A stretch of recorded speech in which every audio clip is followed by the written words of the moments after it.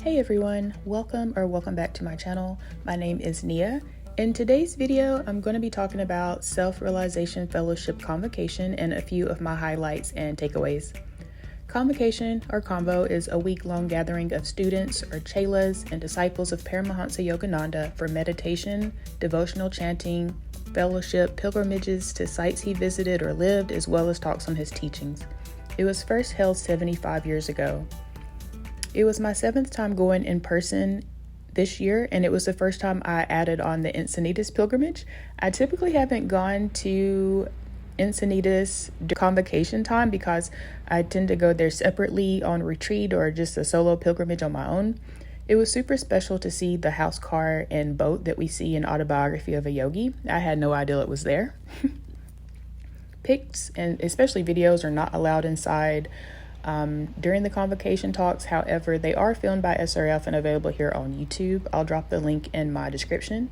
Most of my footage is from the pilgrimage after convocation, so I'll be sharing some of that here. But anyways, back to the talks. Guru was intrepid. He lived with joyful fearlessness.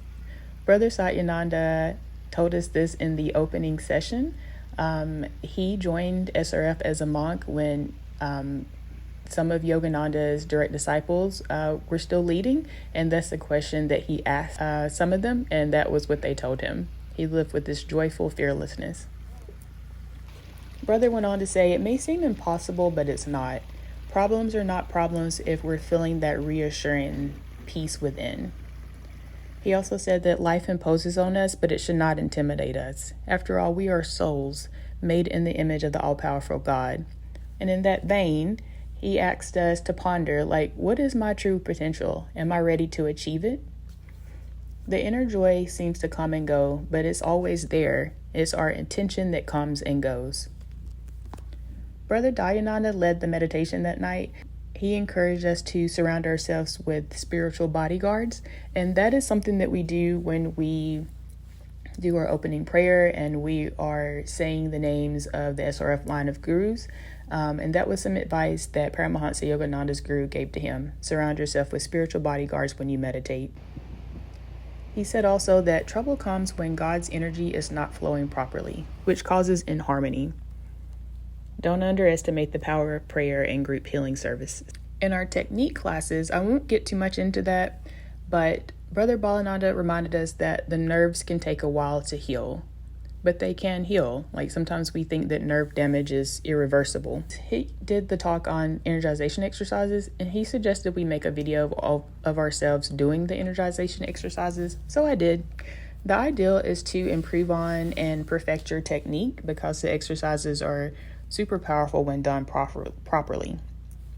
To my surprise, my very first exercise needs improvement. He told us that it takes a lot of slow, concentrated practice to gain control of the life force. And he also said that God is everything. The energy and space we're moving around in is God. In another technique class, Brother Muktananda told us that if you can completely quiet your body, you would instantly feel God throbbing within. And that goes back to how God is everything and everywhere. So it would be normal and natural for us to feel that all the time. We would just need to be calm and quiet enough to do so.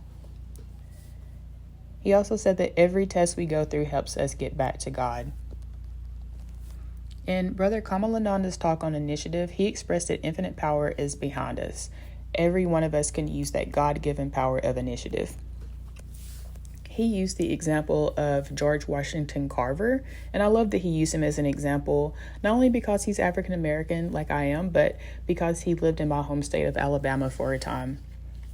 I don't think I've read his book, Man Who Talks with Flowers. If I did, it was a long time ago, but that's something I added to my action items. I always have some action items when I come away from convocation, and that is one of them.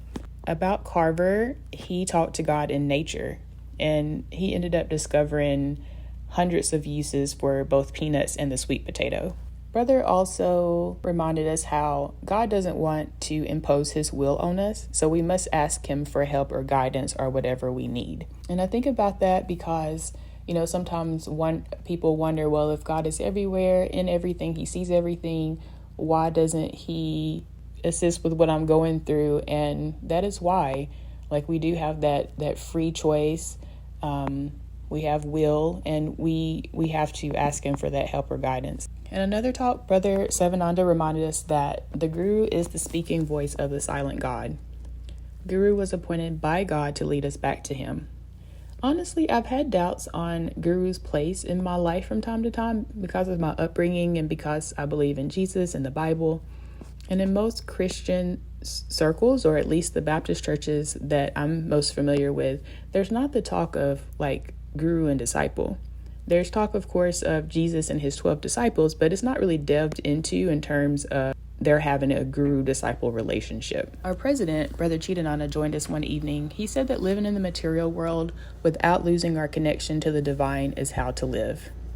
He really stressed to us to make up your mind that you're worthy of spiritual consciousness, that Christ consciousness. You can have it, and unworthiness is a delusion. Brother Ritananda spoke about the importance of our inner environment. Cultivate and protect your peace. It's a requirement for this realization that Christ consciousness. Be even-minded and attain that phase where honor and insult, praise or blame doesn't matter. He said that when our peace of God is constant, our awareness of him will be constant both in meditation and in activity. So those were my takeaways from Convocation. A few of them anyway. I'm still taking it all in. I'll end with a quote from Dayama's satsang video. She said that people speak of God and Master showed us how to commune with God. If you like this video, please take a moment to drop a comment below or click the thumbs up button. Thank you for watching. I'll see you next time.